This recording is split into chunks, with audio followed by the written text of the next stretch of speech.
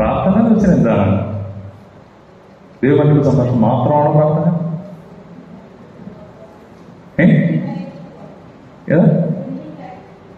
കർത്താവിന്റെ മുമ്പിൽ സമയം ചെലവഴിക്കുന്നത് മാത്രമാണോ പ്രാർത്ഥന? നമ്മൾ സ്തുതിച്ച് പ്രാർത്ഥിക്കാറുണ്ട്, വചനം വായിച്ച് പ്രാർത്ഥിക്കാറുണ്ട്, നന്ദി പറഞ്ഞ് പ്രാർത്ഥിക്കാറുണ്ട്, മധ്യസ്ഥ പ്രാർത്ഥന നടത്താറുണ്ട്, നമ്മൾ എന്തൊക്കെയോ പ്രാർത്ഥന ചെയ്യാറില്ലേ? അങ്ങനെ എന്താണ് പ്രാർത്ഥന?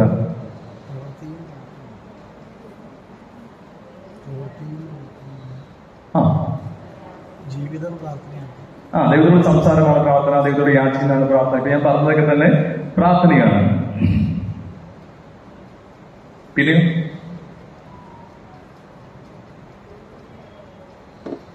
കേട്ടില്ലേ? ഒരു ആയുധമാണ് പ്രാർത്ഥന. ശരിയാണ്. ഈ ബേസിക്കലി ഒരു കാര്യം ഞാൻ പറയാം. ഞാൻ കഴിഞ്ഞ ദിവസം പറഞ്ഞില്ലേ, നിങ്ങൾ ചോദിക്കുന്നതെല്ലാം തരുന്നതല്ല പ്രാർത്ഥന കേട്ടോ. നമ്മൾ ചെറിയ കൺസെപ്റ്റുകൾ തിരുത്തണം. ഞാൻ പറയുന്ന കാര്യങ്ങൾ കുറച്ച് ശ്രദ്ധിച്ചിരിക്കുക. ചോദിക്കുന്നതെല്ലാം ലഭിക്കുന്നതല്ല പ്രാർത്ഥന.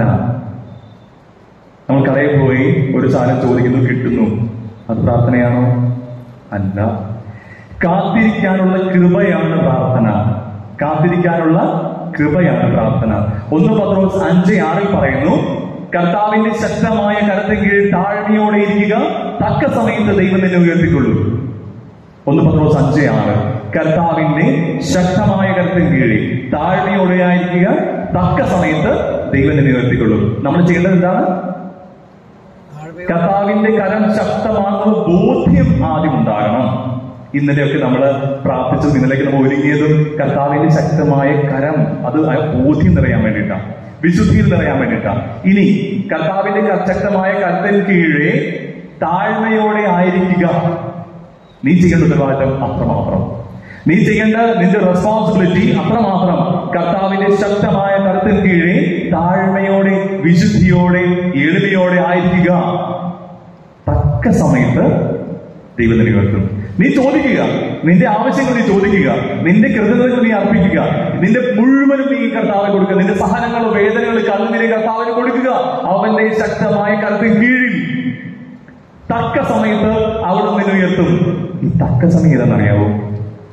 എന്റെ നിന്റെ സമയമൊന്നുമല്ല ഈ തക്ക സമയം എന്ന് പറയുന്നത്. തമ്പുരാനൊരു സമയമുണ്ടെന്ന്, തീർച്ചയായിട്ടും ദൈവം ആഗ്രഹിക്കുന്ന ഒരു സമയമുണ്ട്. നിന്നെ വിശുദ്ധീകരിക്കാൻ, നിന്നെ അഭിഷേകം ചെയ്യാൻ ദൈവത്തിനൊരു സമയമുണ്ട്. നീ ചെയ്യേണ്ടത് എന്താ? എളിമയോടും വിശുദ്ധിയോടും പ്രാർത്ഥനയോടും കൂടി എന്റെ കരത്തിൽ കീഴിൽ നീ വ്യാപരിക്ക്. നിനക്ക് ആവശ്യമുള്ളതെല്ലാം ഞാൻ തരും, എല്ലാം തരും. പലപ്പോഴും ഈ പ്രാർത്ഥനയെ കുറിച്ചുള്ള കൺസെപ്റ്റാണ് നമ്മളുള്ളിൽ മാറ്റേണ്ടത്. ചെറിയ 1-2 കാര്യങ്ങൾ അതിനെപ്പറ്റി, പ്രാർത്ഥനയെ പറ്റി പറയാൻ വേണ്ടിയാണ് മെയിനായിട്ട് ഫസ്റ്റ് പോർഷൻ ഞാൻ എടുക്കുക.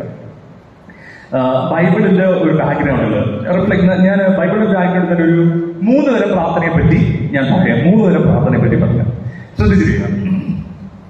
ആദ്യത്തെ നമുക്ക് പരിചയമുള്ള പ്രാർത്ഥനയുടെ ശൈലിയാണ് ഞാൻ പറയാം.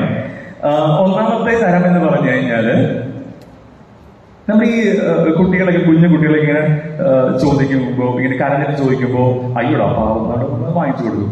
അല്ലെങ്കിൽ അമ്മ അത് എന്ന് പറയുമ്പോൾ അയ്യോടാ പാവം അത് ഇങ്ങനെ കൊടുക്കും. ഇപ്പൊ നേരത്തെ കൊച്ചിടുന്നിട്ട് അത് അയ്യോ എന്ന് പറഞ്ഞാൽ ആ ക്ലാസ്സിൽ തന്നെ കൊടുത്ത് കൊച്ചു ഹാപ്പി ആയിട്ട് അങ്ങ് പോകും. എന്തുകൊണ്ടാണ്? ഒന്ന്, നമ്മൾ ശല്യം ഒഴിവാക്കാൻ. എനിക്ക് ഇവിടെ ഒറ്റപ്പാടും ശല്യം ഒഴിവാക്കാൻ കൊടുക്കും, അപ്പൊ തന്നെ ഒഴിവായി പോകും. പലപ്പോഴും നമ്മൾ ധ്യാനങ്ങളൊക്കെ കൂടി കഴിയുമ്പോൾ ആദ്യമായിട്ട് ഇങ്ങനെ പിച്ച വെച്ച് നടക്കാൻ തുടങ്ങുമ്പോൾ നമ്മൾ എന്ത് ചോദിച്ചാലും കിട്ടും, അല്ലെ? ചില കുട്ടികൾ ഞാൻ കണ്ടിട്ടുണ്ട്, ഇങ്ങനെ അച്ഛൻ ഞാൻ പ്രാർത്ഥിച്ചു, ഞാൻ ഭയങ്കരമായിട്ട് ജയിച്ചു.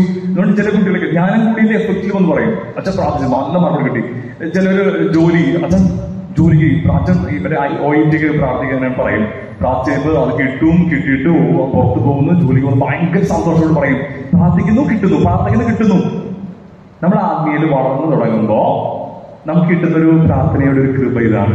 ചോദിക്കുന്നു കിട്ടുന്നു, ചോദിക്കുന്നു കിട്ടുന്നു. അപ്പൊ നമ്മൾ വളരെ സന്തോഷിക്കും. ഇതാണ് നല്ല രസമുള്ള ഏർപ്പാടാണെന്ന് വിചാരിച്ച് നമ്മൾ എന്നും ഇങ്ങനെ നിൽക്കും. കുറച്ച് കഴിയുമ്പോൾ ചോദിക്കുമ്പോൾ കിട്ടില്ല.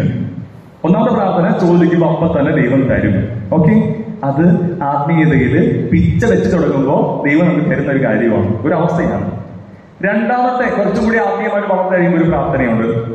നമ്മുടെ സുവിശേഷത്തില് സീറോഫിനിഷ്യസ് സ്ത്രീയുടെ കാര്യം പറയുന്നത്. ഒരു സ്ത്രീ വന്നിട്ട് ഇങ്ങനെ വിജാതിയാണ്, ഇങ്ങനെ ഈശോയുടെ പുറകെ, അല്ല, ഒരു നീതിമാന്റെ പുറകെ നടക്കും. നീതിമാന്റെ പുറകെ നടക്കും, ഈശോയുടെ പുറകെ നടക്കുന്ന ഒരു സ്ത്രീയെ പറ്റി പറയുന്നത്. ഈശോ വരുന്ന ഉപമയും കൂടിയുണ്ട്. അങ്ങനെ ഒരു നീതിമാനം പറയുന്നത് പോലെ എനിക്കൊരു നീതി നടത്തി തരണമേ എന്ന് പറയുന്ന പുറകെ നടക്കും. ഈ നീതിമാനം ഒരു നിയമജ്ഞനെ പുറകെ നടക്കുവാണ്.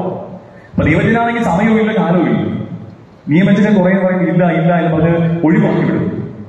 ഒരു ദിവസം ഒരു നീതിമാൻ ഈ മനുഷ്യൻ പറയും, ഞാൻ അവൾക്ക് നീതി നടത്തി കൊടുക്കും, ഇല്ലെങ്കിൽ അവൾ എന്റെ പുറകെ നമ്മൾ ശല്യപ്പെടുത്തും, എന്റെ സമയം കളയും, എന്റെ ആരോഗ്യം കളയും, അതുകൊണ്ട് ഞാൻ അവർക്ക് നീതി നടത്തി കൊടുക്കും. പലപ്പോഴും നമ്മൾ ചില പ്രാർത്ഥനകള് കർത്താവിനൊപ്പം നടക്കാൻ തുടങ്ങുമ്പോൾ ചില പ്രാർത്ഥന എങ്ങനെയാണെന്നറിയാവോ?